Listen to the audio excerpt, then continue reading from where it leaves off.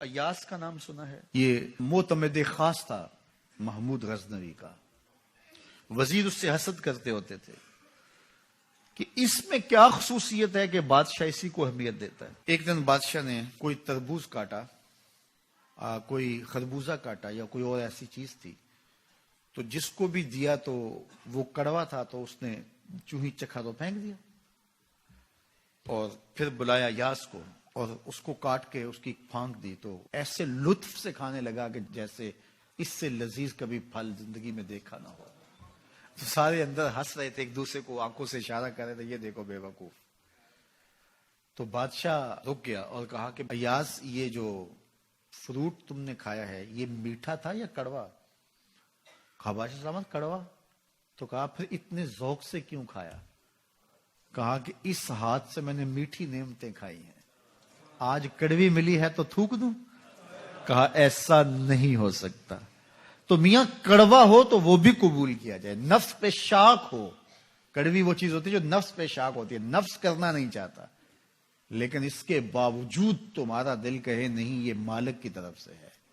سخت سردی ہے، گرمی کی شدت ہے، پانی ٹھنڈا ہے اور موسم سرد ہے، پانی گرم ہے اور موسم بھی گرم ہے، رات کا پچھلا پہر ہے، تھکے ہوئے ہیں، لیکن آپ اس کے باوجود بھی اپنے رب کے حکم کو بجا لاتے ہیں. نفس پہ شاک ہے لیکن سینے میں ٹھنڈ ہی نہیں پڑتی جب اس کے حضور سجدہ ریزی نہیں کر لیتے.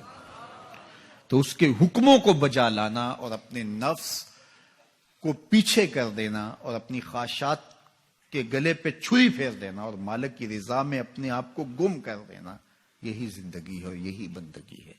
تو اس لیے مجھے اور آپ کو اس بات پہ غور اور تدبر کرنا چاہیے کہ ہم اس مختصر زندگی کو اللہ کے احکام کی مطابقت میں گزارنے کا عزم کریں.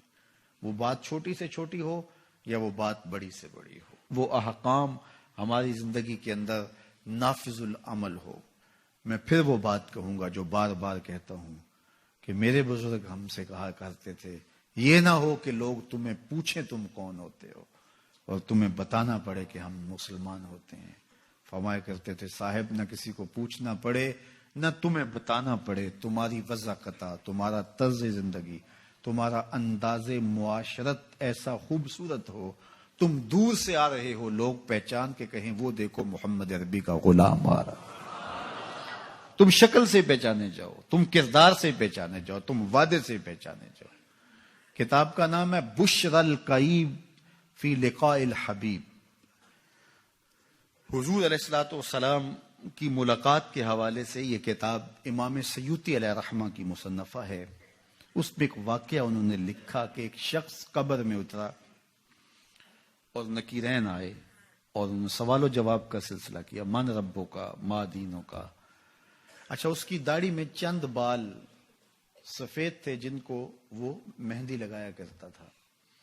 تو جب منکر نے کہا کہ من ربوں کا، تو نکیر نے اس کا ہاتھ پکڑ کے پیچھے کھینچتے ہوئے کہا اس سے سوال پوچھ رہا ہے، تو دیکھ نہیں رہا اس کی داڑھی میں اسلام کا نور چمک رہا ہے؟ اس کی داڑھی میں اسلام کا اجالا تمہیں دکھائی نہیں دے رہا؟ تو تمہاری وضاحت ایسی ہو کہ فرشتے بھی دیکھیں کہ یہ حضور کا غلام آ رہا ہے، یہ حضور کا نوکر آ رہا ہے. نور آنکھوں میں تو چہروں پہ اجالے ہوں گے، مصطفیٰ والوں کے انداز. آپ نے ایاس کا نام سنا ہے؟ یہ